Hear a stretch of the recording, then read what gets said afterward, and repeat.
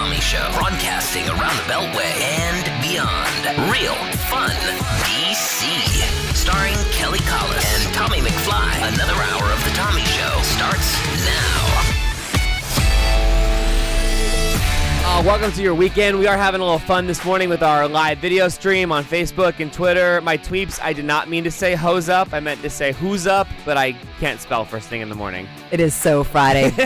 Buckle up. And it's going to be just a scorcher of a weekend. Just stay hydrated. Do your things. Don't stay outside very long. And for God's sakes, people who run, don't run. These runners that you see them, and they're like, they do it at all hours. Not this weekend. I think if you run in 7 bajillion degree heat, like in the middle of it, like in noon, you're running from more than calories. You're running from something else. So you're like, no, I must run. It's noon and the sun is high and I can just sweat out everything that's against me today. Just be careful. I mean, those people are warriors. Yes. And take care of your animals and your old people. Also, make sure you don't leave animals or old people or babies in cars. Those are all very important things. Yes. Thanks for the PSA. Well, like everybody, I mean, like all the news outlets are like, don't put your babies in the car. Well, of course, don't do that. But there's people that do it, so don't do it. Okay. I'm just adding into the choir of preparedness, Kelly. Okay, good. Thanks. Maybe you saved a life, Tommy. You know what? Maybe I did. We have a lot to get to. There was a lot of stuff that happened yesterday, Yes. and some in D.C., some outside of D.C., and it's like I don't know which one to pick, so I'm going to pick from the one that people are talking about all over the country first. The trailer for the movie Cats came out.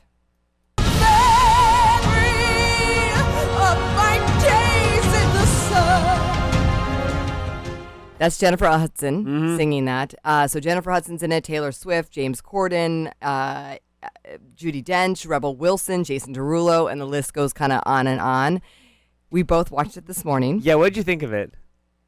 I mean, I saw all the Cats on Broadway. I think it was one of the first Broadway shows I saw back in the 80s when my mom and my dad took me to that big New York City trip when I was a kid, and I appreciate it. It's a little bizarre to see on the big screen. I feel like we were expecting it to be or at least I was, like the costumey Broadway, these people are cats, but also they're not really people look.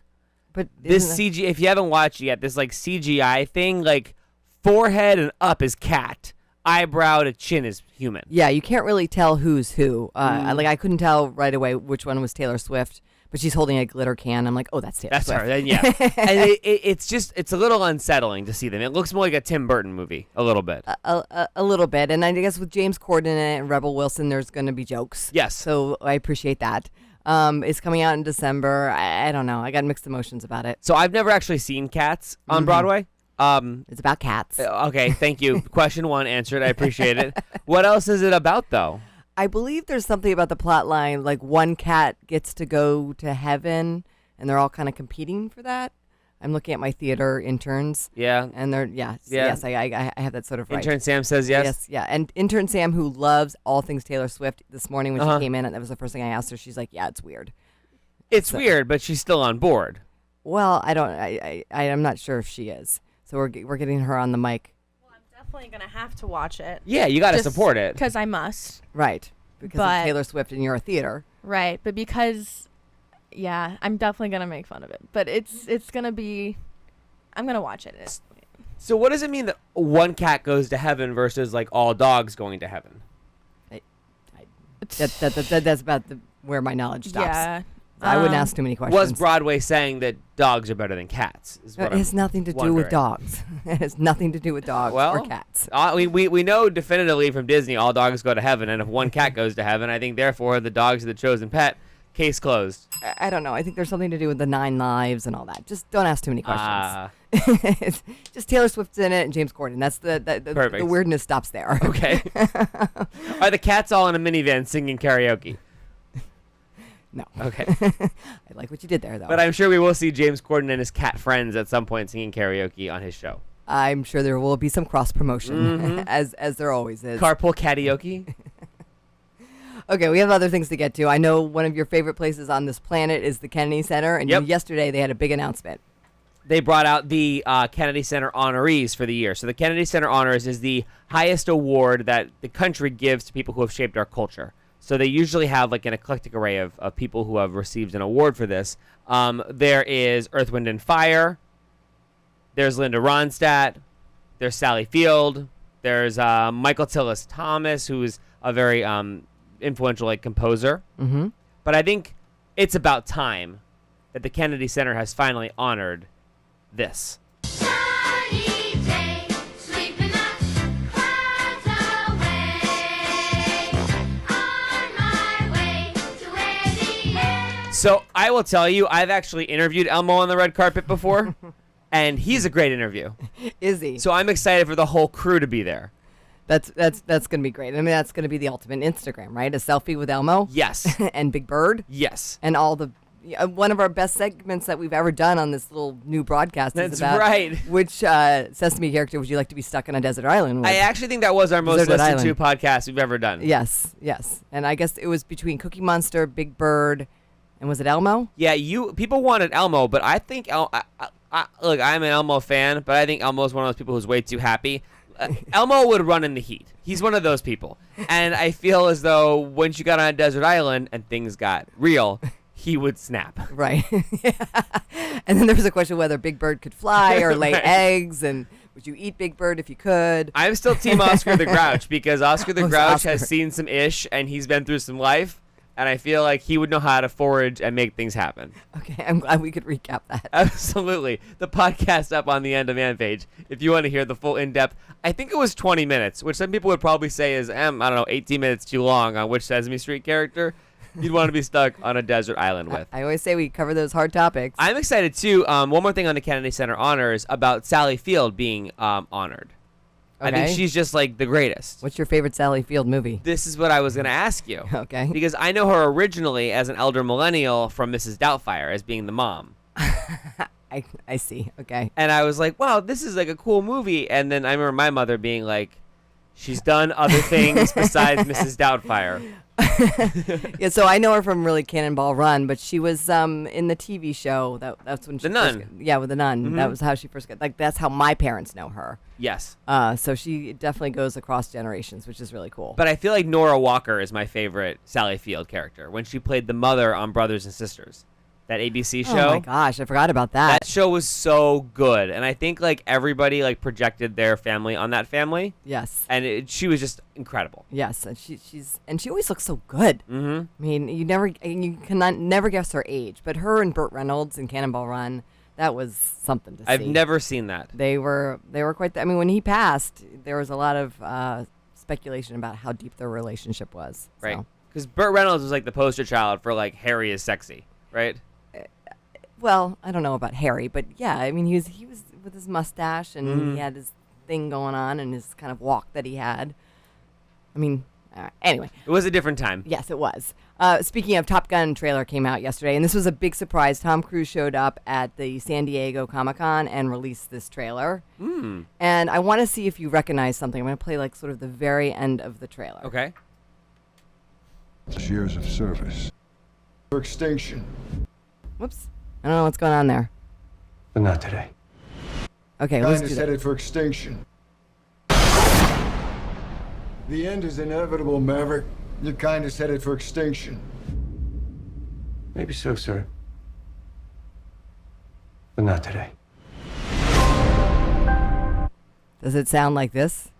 Not today. Sure does. I couldn't believe that's how the trailer ends. So I guess Tom Cruise is an instructor, and he's never quite made it through the ranks as high as he could have because he's this amazing pilot, and they're trying to get him to retire. And he says, "Not today." I love that. And what you don't see at the end of the trailer, there was an extended trailer that got released yesterday. Tom Cruise is like, not today. And he walks out, and then he goes and plays volleyball, and then he pulls off his mask, and really, it's Arya Stark. Not today. And she's like, the pilot has no face. Way to bring it back to Game of Thrones. Game of Thrones references. I can do that all day long. Yeah, so I don't know. It looks incredible. It's coming out sometime next year. So you were freaking out, too, about the Bob Ross exhibit coming. Yeah, so the Washingtonian magazine reported that the Bob Ross exhibit is happening outside of the Beltway in Purcellville, which is about an hour from here, and it will be 25 works, and he's kind of become a big deal. Bob Ross has in sort of this modern world because he's been dead for almost 20 years, but our intern, Little Fox, At 23 years old, there's a cult following of him because he started streaming his stuff and his instruction videos on Twitch. I see a great big old tree that lives here and just sort of comes around this whole composition. So let's do that. Now, when you do your painting, you may see something totally and completely different. That's what Will Ferrell was parroting when he did that weird art thing. He may have, but also Deadpool. They did a Yes. Yeah, Deadpool did a Yes. whole spoof Okay. around it. Yes. That makes the Deadpool thing so much funnier now. Oh my goodness. So, I love the things that we learn. Kelly, I legit had no idea. But I'm completely Bob Ross's like generation clip or something. But like, they have on Twitch. It's called the Bob Ross channel, and from Friday to Sunday, it is just 24 hours Bob Ross video after Bob Ross video, and they're like 20-minute videos of him just like painting and being really soothing and just talking through his paintings, and it just streams 24/7. Do you kids watch it when you're high or what? Why? There was also a YouTube trend. This is how I kind of learned about him, quote unquote. There was a YouTube trend. It was I followed a Bob Ross tutorial. So it was a bunch of just random like YouTubers would like pull up a video of that Bob Ross did, and you'd watch them painting along with the video. And there's one YouTuber that I watch who's like a baking channel. She recreated a painting out of frosting to keep it kind of on brand for her channel. This young generation needs more hobbies. Oh yeah, seriously. Go outside, kids. Go play with the streetlights. Come on. Wait, why does the Bob Ross channel happen from Friday to Sunday? What happens on there from Sunday to Friday? I guess they're Just a painting. Yeah. I don't actually know. I think I've only watched it a little bit. Like I had like an hour to kill for something, and it was just nice background noise. But I don't know the exact reason why they only do Friday to Sunday. Maybe just because it's a weekend and people are just kind of doing random nothing. I'm not saying you and your friends are into like weird club drugs or anything, but why would they, like, do they like put like techno music on at their house and like eat Jello shots and watch this, or like what? I don't understand. No. That's just what they do, Tommy. Why you got to project your like reasonable, rational millennial thing of what Generation X or Z or whatever you guys are? She's definitely not Generation X. I'm Generation Z. We've had this discussion before. I'm like right on the cusp, depending on who you ask. I'm either millennial or Gen Z. People have a different opinion. Everything. Senior intern Little Fox, do you guys watch it like together, or is everyone like on their little screens? Gotta let it go. And they watch it with their earbuds in. So personally, I've only actually watched it once. Mm. And I was by myself. But my sister and her friends actually got together and followed a Bob Ross tutorial. This painting is in her room. It's not quite finished yet. But like they got together and they like had a canvas and they like followed the tutorial, and it actually looks really, really good. Now I'm back. This is the whole point. He teaches you how to paint. Yeah. You paint Yeah. along with him. Right, but there's like all those videos on YouTube that's like people folding clothes, like those like soothing things, like try to like this video of like a dryer running to try to like you thought it calm was- down I the see. agitated millennial. No, this is like a trend. They actually have done this with the same, like, I followed a blank tutorial. It was like a trend like a year ago. And like, there's this baking channel that I watch. People made videos. I followed this person's recipe tutorial, and they like had her video up, and they're like trying to bake whatever cake or decorate or whatever. Like, it was like a trend. Like, And see, a year you ago. thought you were being cutting edge by doing Facebook Live. Seriously. So anyways, this exhibit is coming, and there's 25 pieces of artwork. Plus, you can sign up with a Bob Ross certified instructor. Apparently, that's a thing. That's a thing, too? There's only a couple hundred in the entire country. Did Bob Ross certify them himself? I don't think so, but so his estate and his intellectual property is still like managed by the family. Oh, that's how Yeah. they certify you Yeah. a Bob Ross painter, so But you pay know, for it. The Smithsonian has bought some of his artworks. Like he's like a thing, I'm not saying he's not legit. He has a Twitch channel, Kelly. as one should. Oh my goodness. Well, there's also other things happening in DC this weekend. Bigger than Bob Ross? I Yes. can't even imagine. What could it possibly be? I don't know. The anniversary is finally upon us of Apollo 11. That's Is your Instagram and Facebook feed just full of the Uh-huh. Washington Monument that's being projected? Yep. You're The- projecting. It's one small step for man, one giant leap for mankind. That's awesome. It's so cool. Are you going to go down there tonight? I think I'm going to swing by. And also tomorrow night at the Air and Space Museum, they're having a late night The Eagle Has Landed party. It's totally free to go. And starts at 8 o'clock, but around 10 they're going to like do moment by moment the moon landing and the moon walk. They're going to re-air the footage, and they're going to have all kinds of extra sensory stuff going on in That's like awesome. real time, so you can be at Air and Space Museum on the 50th anniversary to the second of the moon landing. With cocktails. Oh yeah. Okay. And there's cocktails. There's I watched a moon landing video Twitch channel. No, The whole there's not. thing is going to be there. But then at 1 o'clock they're doing a late night 1 a.m. 1 a.m. Yeah, they're doing a late night space suit fashion show. No. Nobody wins at 1 a.m. Yeah. After a bunch of cocktails inside Yeah. the museum. Okay, that's. I gonna don't know be- what that means though, right? Like, is it like? Well, I hope no one touches the original suits. No, because those are on display. Oh, you think it could be the original suits? no, they're not. But gonna. they're on display. Yes, they're behind glass, but like, is it a spacesuit? They're not swimsuit? behind glass. They're not. Mm-mm. We saw them at Nats Park. They were on display at Nats Park. They're just like, they had. Remember when we saw that? Yes, it was not behind glass. I guess that makes sense because are they now. were. Yeah, they have to be behind glass. Yeah. They just redid them. They just okay. I'm sorry. Stedman's chiming in. He's saying they just redid it. But Kelly's they husband, were on our display- other producer. They were on display at Nats Park for like a couple weeks. Mhm. We got to see, and it was just like hanging out there. I wish you could jump on Facebook Live and see, by the way, what's happening here. Because when we worked for like an old school radio station for a huge corporation, we never had a producer, but we have a team of 5 people who are interns and married to one of us, helping out behind the scenes now. It's incredible. Thanks everyone for all your help. And happy Friday. Happy Friday. Yes, Stedman has his hand up. I appreciate that. Jeez. I love you, my love. But Cannonball Run was not Sally Field. That was Smokey and the Bandit. And out of respect for Farrah Fawcett, who was in my bedroom as a child, who passed from this earth, she was in Cannonball Run, along with Adrienne Barbeau. Wasn't Cannonball Run a sequel or a prequel? It was it was of the Smokey same and the theme. Bandit? It was of the same theme. Yeah, okay. Cars and Fast and 70s and 80s and all that kind of good stuff. Okay. But no, Smokey and the Bandit. Okay. And Smokey and the Bandit 2, honey, was Sally Field. All right, that's okay. Thank you for clarifying that. I appreciate that. We don't do fake news here at the Tommy Show. There you go. Bye, hun. He is like our fact checker. I appreciate it. Can't with him. Our continuity director. Yeah, on Fridays he works from home, so he'll be here all day.